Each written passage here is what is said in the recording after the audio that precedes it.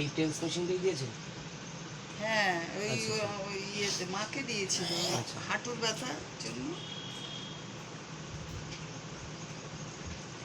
বরফটা দিয়েছেন? বরফ বরফ হুম হুম হুম। ওই যে দুবার? আইস ব্যাগ দিচ্ছি। হ্যাঁ, দুবার করে দিলেই হবে। দুবার করে দিচ্ছেন তো ডেলি? দুবার, কালকে একবারই দিয়েছি।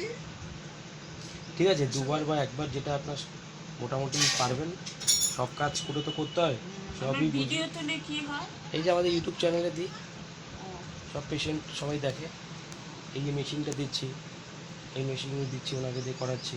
আমার ইউটিউব চ্যানেলটা দেখেন, না আমি বেশি দেখি দেখবেন ওই ওখানে সব পেশেন্ট দেওয়া আছে, কীভাবে কোন মেশিন দিচ্ছি, কোন রোগের জন্য কী ব্যায়াম করানো হচ্ছে, সব ডিটেলস দেওয়া আছে ওখানে।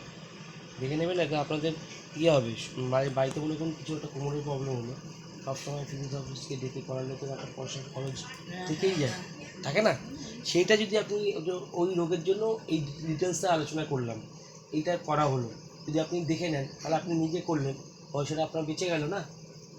তাহলে সবসময় পয়সা দিয়ে কাজ করে বা পয়সা ইনকাম করব ওখান থেকে, এই মন মানসিকতা নিয়ে কাজ করলে হবে না।